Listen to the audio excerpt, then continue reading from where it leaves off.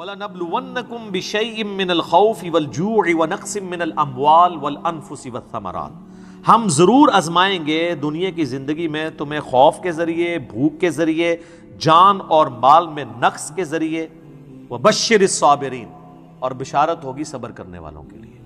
تو یہ ساری تکلیفیں، ان کو آپ مکافات عمل کہہ کے نہیں جان چھڑا سکتے، یہ اللہ کی طرف سے آزمائش بھی ہو سکتی ہے کسی کے اوپر۔ اور صبر کرنے والوں کے لیے بشارت ہے، اور ان کی نشانی کیا ہے؟ الذین اذا اصابتهم مصیبہ، جب کبھی انہیں کوئی مصیبت پہنچتی ہے تو وہ کہتے ہیں قالوا انا للہ وانا الیہ راجعون، بھئی ہم بھی تو اللہ کی طرف سے آئے تھے، ہمیں بھی لوٹ کے اللہ کے پاس جانا ہے، اگر کوئی تکلیف آئی ہے تو یہ بھی چلی جائے گی نا۔ سب سے بڑی تکلیف کیا ہے؟ موت، وہ بھی تو ہم پہ آنی ہے نا، تو اس سے پہلے اگر چھوٹی تکلیف آئی ہے تو اللہ کی طرف چلی جائے گی۔ اس کانٹیکسٹ میں ایک حدیث ہے صحیح مسلم میں بڑی زبردست، ام سلمہ کہتی ہیں کہ جب ابو سلمہ میرے خاوند فوت ہوئے، مجھے ان کی فوتگی کی خبر ملی تو میں نے حضور سے ایک دعا سن کے یاد کر رکھی تھی کہ جو کوئی وہ دعا مانگ لے گا اللہ تعالیٰ اس سے بہتر اسے نعم البدل دے دے گا، اور وہ دعا آدھا پورشن تو یہی ہے، سورۃ البقرہ کی آیت نمبر 156، انا للہ وانا الیہ راجعون۔ اس کے بعد ہے اللہم اجرنی، یہ جھٹکے سے ملے گا، اللہم اجرنی، حمزہ آگے، اللہم اجرنی فی مصیبتی واخلف لی خیرا منہا، اے اللہ مجھے اس مصیبت میں اجر عطا فرما اور میرے لیے اس سے بہتر نعم البدل کر دے۔ تو کہتی ہیں کہ نبی علیہ السلام نے فرمایا تھا جو یہ دعا مانگ لے گا نا تو اللہ تعالیٰ اس کی کمپنسیشن فرما دے گا، اسے بہتر نعم البدل دے گا۔ کہتے ہیں میں نے دعا تو کی، پھر میں یہ سوچتی تھی کہ میرے خامن جیسا تو کسی کا خامن نہیں ہوگا، ابو سلمہ جیسا خامن مجھے کیسے مل سکتا ہے۔ تو جب عدت پوری ہوئی تو نبی علیہ السلام نے پیغام کا نکاح کا پیغام بھیج دیا، ام المومنین بن گئی، اور یہ ہماری وہ ماں ہے جو سب سے آخر میں فوت ہوئی ہیں 64 ہجری میں، واقعہ کربلا کے بھی 3 سال بعد۔ تو اس دعا کی یہ دعا یاد رکھیں، چھوٹی موٹی بھی کوئی بھی تکلیف، کوئی بچوں کو پہنچتی ہے گھر میں، کسی کو زخم لگتا ہے، ٹھوکر لگ جاتی ہے، کوئی مالی نقصان ہو جاتا ہے، فوراً یہ دعا، اور میں نے الحمدللہ 20 دفعہ یہ دعا آزمائی ہے۔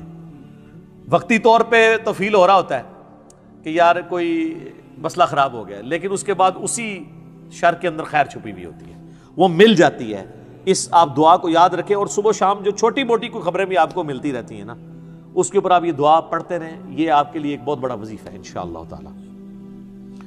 باقی یاد رکھیے گا کہ یہ مکافات عمل کا جو معاملہ ہے نیک اور بد لوگوں کے اعتبار سے ڈیفرنٹ ہے۔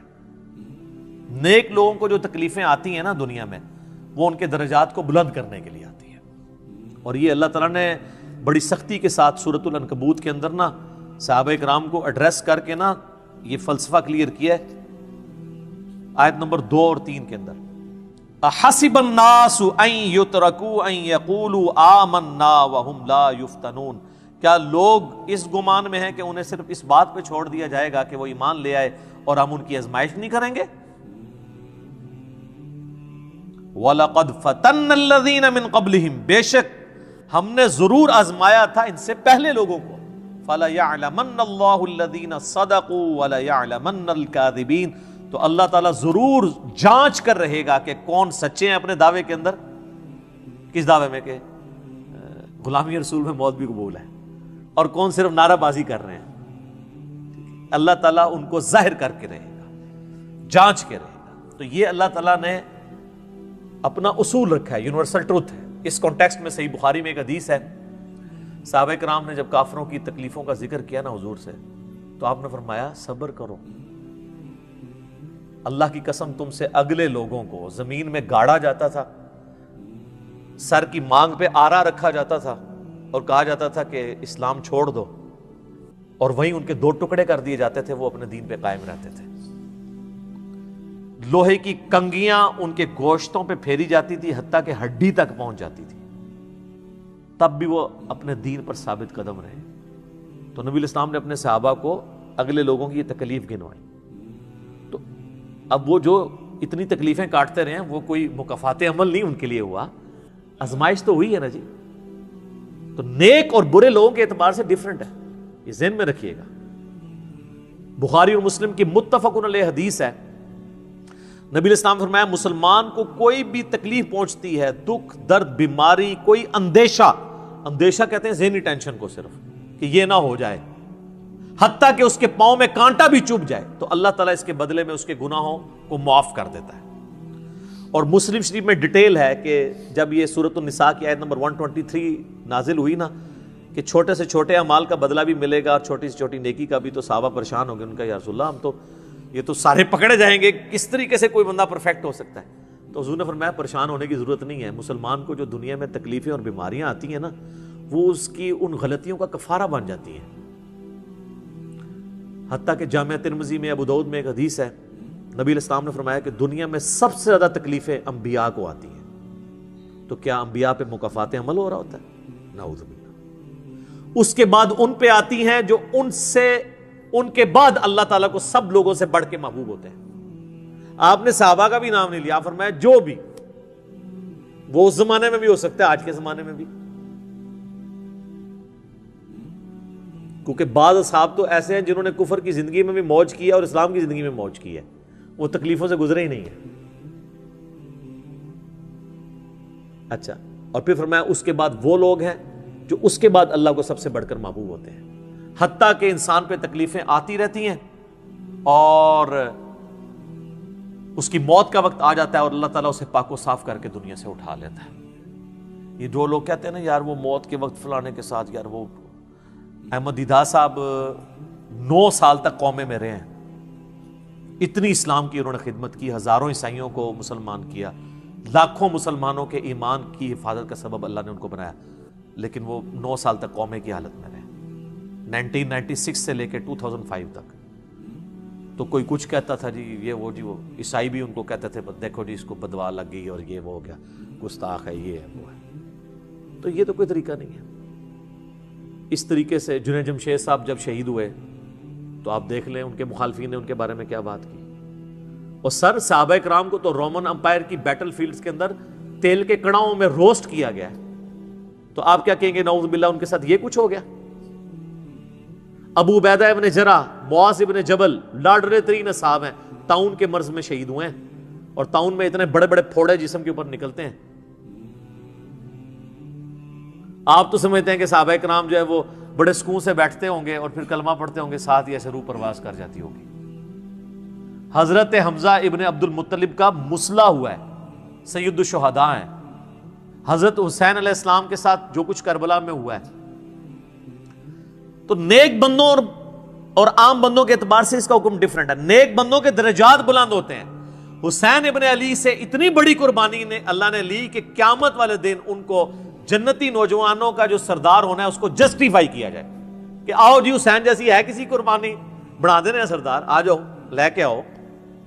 کوئی کھڑا ہو سکتا ہے؟ ابھی تک 1500 سال میں تو نہیں کوئی دعویٰ کرے گا کھڑا ہونے کا۔ تو اللہ تعالیٰ نیکیوں کو جسٹیفائی بھی کرواتا ہے، وہ مکافات عمل نہیں ہو رہا ہوتا۔ نیک لوگوں کے لیے ڈیفرنٹ ہے، ان کے درجات بلند ہوتے ہیں، اور باقی عام لوگوں کے لیے یہ ہے کہ ان کے لیے بھی آپ نہیں کہیں گے کہ ان پہ عذاب ہے، یا اللہ کی طرف پلٹنے کا ذریعہ ہے، یا ان کے گناہوں کا کفارہ ہے۔ یہ آپ نے کسی پہ نہیں کہنا اس کے اوپر لعنت پڑ گئی، اس کے اوپر یہ ہو گیا، اس کے اوپر یہ ہو گیا، یہ آپ کو کسی نے رائٹ نہیں دیا۔ یہ بہت بڑا ظلم ہے۔ ایک طرح کے معاملات ہوئے ہوتے ہیں دونوں کے ساتھ۔ اب آپ دیکھ لیں سنیوں میں سے کوئی جیل میں جاتا ہے تو شیعہ کہتے ہیں دیکھا جی مکافات عمل ہے، شیعہ میں سے کوئی جاتا ہے سنی کہتے ہیں مکافات عمل ہے۔ تو یہ آپ جو مرضی، اور اپنوں کے لیے کہتے ہیں آزمائش ہے۔ تو یہ آج کی ڈیٹ میں آپ نے سب کے لیے آزمائش ہی کہنا ہے، ورنہ یہ مسئلہ بالکل خراب ہو جائے گا۔ اور آپ دیکھ لیں اللہ تعالیٰ کتنا غفور رحیم ہے، پورا مکی قرآن 2/3 قرآن ہے کافروں کے لیے دھمکیوں سے بھرا پڑا ہوا ہے، لیکن جب ان دھمکیوں کی ایگزیکیوشن کی باری آئی ہے سارے مسلمان ہو گئے ہیں۔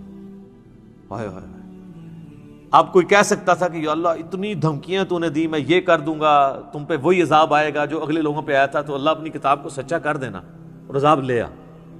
لیکن وہی بات، وَكَتَبَ رَبُّكُمْ عَلَى نَفْسِهِ الرَّحْمَةَ، اللہ نے اپنے اوپر لازم کیا کہ ہر حال میں اس نے رحم ہی کرنا ہے۔ اور بخاری اور مسلم دونوں میں حدیث ہے کہ اللہ نے مخلوقات کی پیدائش سے پہلے عرش پہ اپنے پاس ایک عبارت لکھ لی تھی کہ میری رحمت میرے غضب پہ سبقت لے جائے گی۔ وہ ایسی سبقت لے گئی کہ 2/3 قرآن سائڈ میں رہ گیا، دھمکیوں سے بھرا ہوا. فتح مکہ پہ جنہوں نے معافی مانگی طلقاء بنے مسلمان, حتیٰ کہ ہند کی بھی حضور علیہ السلام نے توبہ قبول کر لی, ابو سفیان کی بھی توبہ قبول کر لی. یہ بات ہے. لا تثریب علیکم اليوم, آج تم پر کوئی گرفت نہیں ہے. جو حضرت یوسف نے آیت پڑھی, وہ جو الفاظ ہیں نا قرآن میں سورہ یوسف میں, وہی نبی علیہ السلام نے آیت پڑھ دی. تو یہ اللہ تعالیٰ کی رحمت ہے. ہم اللہ تعالیٰ سے اللہم انی اسألک من فضلک ورحمتک, آمین. اللہ جی, اللہ تعالیٰ سے خیر مانگنا چاہیے, اللہ تعالیٰ کی طرف رجوع لانا چاہیے. اس حوالے سے بخاری اور مسلم دونوں میں حدیث ہے. میں اب آپ کو تھوڑے وظیفے بھی بتا دوں نا. ظاہر آزمائشیں تو ہر بندے پہ آتی ہیں, اللہ کی طرف رجوع بھی لانا چاہیے. ان آزمائشوں سے نکلنے کا طریقہ کیا ہے؟ بخاری اور مسلم دونوں میں حدیث ہے. نبی صلی اللہ علیہ وآلہ وسلم کے بارے میں انس بن مالک کہتے ہیں کہ نبی علیہ السلام کی اکثر دعا یہی ہوا کرتی تھی, اللہم ربنا آتنا فی الدنیا حسنہ وفی الآخرۃ حسنۃ وقنا عذاب النار, آمین. یہ بخاری مسلم میں بھی ہے, سورۃ البقرہ کی آیت نمبر 201 ہے. اے اللہ ہمیں دنیا میں بھی بھلائیاں عطا فرما اور آخرت میں بھی بھلائیاں عطا فرما, اور آخرت کی سب سے بڑی بھلائی بھی ساتھ مانگ لی, وقنا عذاب النار, آگ کے عذاب سے ہمیں بچا لے, آمین. یہ اکثر آپ کی دعا ہوتی تھی. اس کانٹیکسٹ میں ایک حدیث ہے بڑی انٹرسٹنگ, صحیح مسلم میں. ایک صحابی بیمار ہوئے حتیٰ کہ بالکل ہڈیوں کا پنجر بن گئے, اور صحابہ کہتے ہیں چڑیا کی طرح ان کی جان ہو گئی. نبی علیہ السلام ان کی عیادت کے لیے گئے. آپ نے جب دیکھا, آپ فرمایا تو اللہ سے کیا مانگتا ہے؟ چنگا بندہ, ٹردا پھردا بندہ ایڈا منجی دے پہ گیا اور بالکل ڈھانچہ پنجر بن گیا ہڈیوں کا. اس نے کہا یا رسول اللہ, میں اللہ تعالیٰ سے یہ دعا کرتا ہوں کہ اے اللہ جو تو نے مجھے آخرت میں عذاب دینا ہے نا, دنیا میں ہی دے دے. آخرت کا عذاب تو بہت سخت ہے, تو مجھے دنیا میں ہی وہ عذاب دے دے. نبی علیہ السلام نے سبحان اللہ, کیا تم دنیا میں بھی اللہ کی تکلیف برداشت کر سکتے ہو؟ اوے تجھے تو چاہیے تھا, تو کہتا اللہم ربنا آتنا فی الدنیا حسنہ وفی الآخرۃ حسنۃ وقنا عذاب النار. یعنی آپ اللہ تعالیٰ کو معاذ اللہ کو فنیٹک سمجھتے ہیں کہ آپ کہیں گے جی اس نے عذاب تو ضرور دینا, تو مجھے ادھر دے دے. او یار اللہ سے اچھا ہی گمان رکھو. بخاری مسلم دونوں میں حدیث ہے, میں اپنے بندے کے گمان کے قریب ہوں جیسا میرے بارے میں گمان رکھے, بشرطے یہ کرتوت بھی ٹھیک کرے.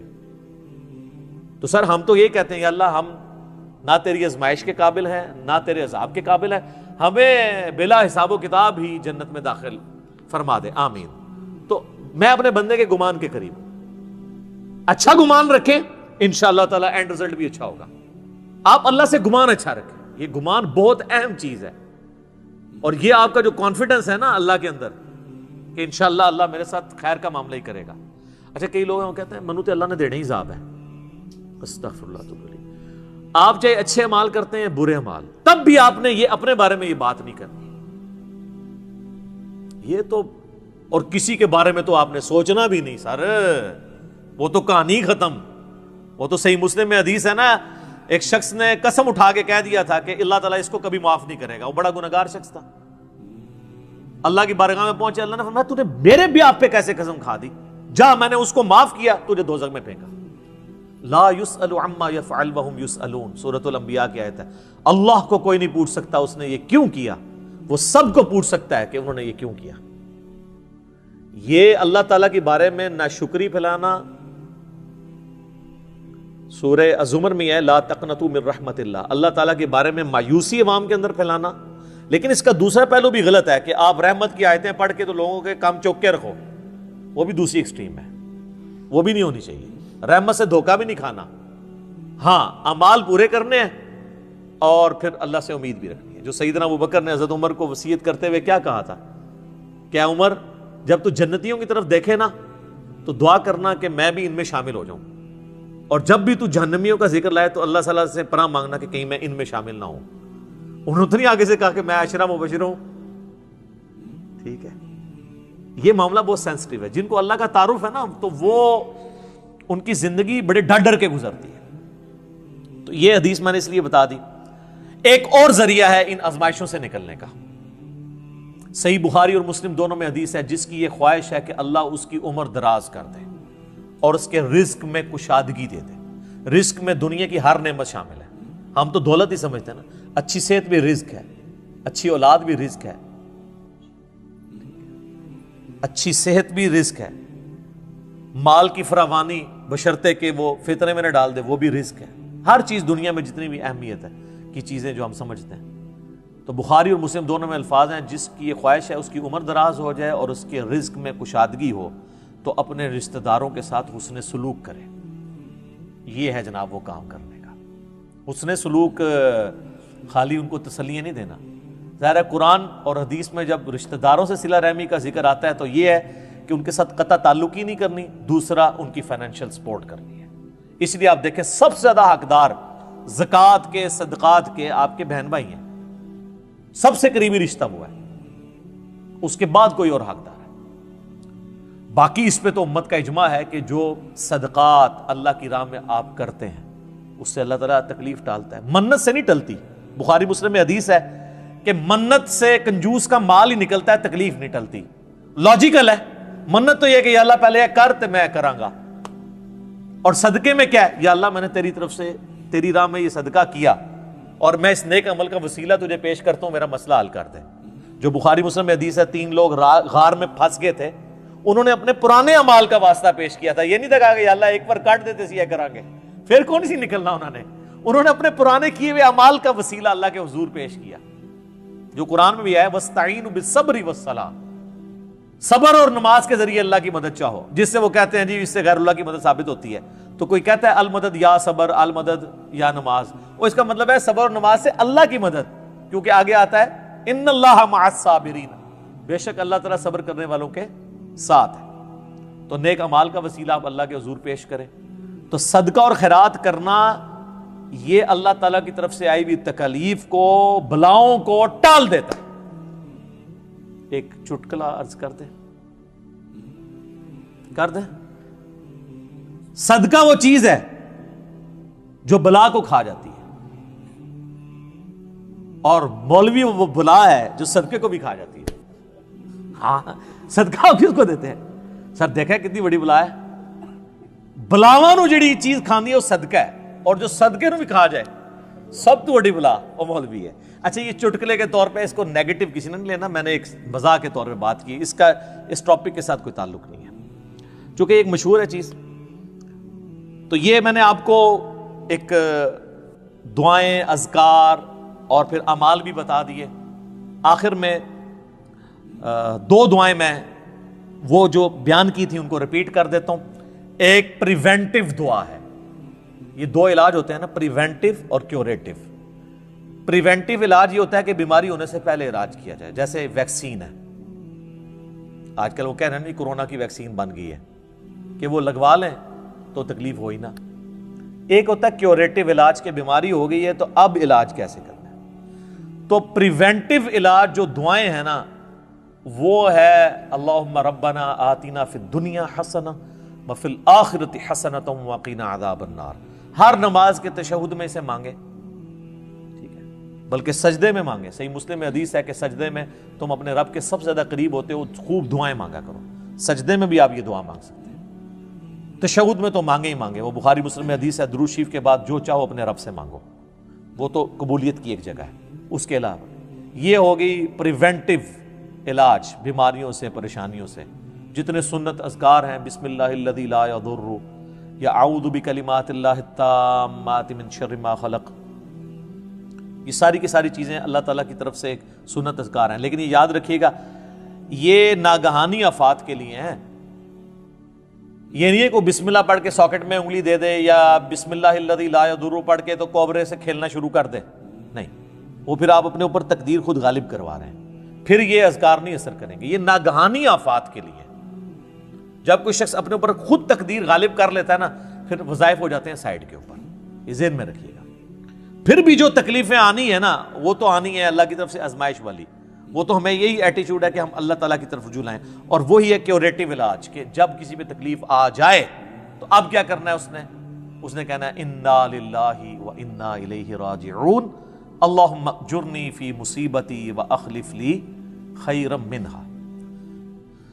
یہ مکافات عمل کا سارا ٹاپک, اس کا اینڈ میں کروں گا سورہ الحدید کی ان 2 آیات کے اوپر, جس کے بعد صبر آ جائے گا سب کو کہ اللہ تعالیٰ نے یہ تکلیف کا سلسلہ دنیا میں جو رکھا ہوا ہے اس پہ صبر کے لیے کیا ترغیب دلائی ہے. آیت نمبر 22 اور 3، ما اصاب من مصیبت فی الارض ولا فی انفسکم، کوئی مصیبت بھی ایسی نہیں کہ زمین میں آئے۔ زمین میں کیا مصیبت آتی ہے؟ زلزلہ، وبائی امراض، سیلاب، طوفان، ولا فی انفسکم، اور نہ کوئی ایسی مصیبت کہ تمہاری جان میں آئے۔ جان میں ہر طرح کی بیماری، کسی کو بلڈ کینسر ہو گیا، کسی کے گردے فیل ہو گئے، کسی کو ہیپاٹائٹس ہو گیا، تو اللہ فرماتا ہے الا فی کتاب من قبل ان نبرأھا، یہ ہم نے لوح محفوظ پہ پہلے ہی لکھا ہوا ہے، اس سے پہلے کہ ہم یہ تکلیف بھیجیں۔ کام ہی ختم ہو گیا۔ اللہ کہتا ہے ہم نے تو یہ طے کیا، یہ ڈیسٹنی ہے، تمہاری تقدیر ہے۔ ان ذالک علی اللہ یسیر، یاد رکھنا یہ اللہ کے لیے بڑا احسان ہے، بہت آسان ہے۔ کوئی یہ بھی کہہ سکتا ہے کتنا ہو گیا، پہلے ہی اللہ کو پتا ہے، اللہ کے علم کے لیے آسان ہے۔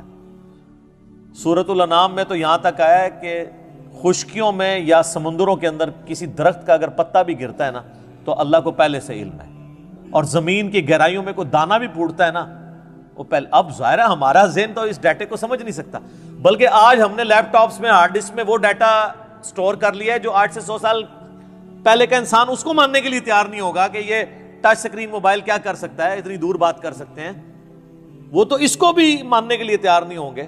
لیکن ہو گیا ہے نا کہ انسان کو اللہ نے ترقی کرائی ہے، تو اللہ کا علم تو بہت کامل ہے۔ لِكَيْ لَا تَأْسَوْا عَلَىٰ مَا فَاتَكُمْ، یہ ہم نے اس لیے کیا، یعنی ہم نے تقدیر میں پہلے یہ چیزیں لکھی تھی تاکہ تم مت افسوس کرو اس چیز پہ جو تم سے چھین لی جائے۔ وَلَا تَفْرَحُوا بِمَا آتَاكُمْ، اور اس پہ شیخی مت بگاڑنا جو اللہ نے تمہیں دی ہے۔ اللہ کسی سے لے کے ازماتا ہے تو کسی کو دے کے بھی ازماتا ہے۔ وَاللَّهُ لَا يُحِبُّ كُلَّ مُخْتَالٍ فَخُورٍ، اور اللہ تعالیٰ پسند نہیں کرتا ہر شیخی بگاڑنے والے کو، جو بات بات کے اوپر شیخی بگاڑتا ہے۔ کسی کے پاس اگر کوئی اللہ کی طرف سے نعمتیں ہیں تو وہ اللہ کا شکر ادا کرے، اور اگر کسی کے اوپر آزمائش کا وقت ہے تو وہ اللہ کی طرف رجوع لائے۔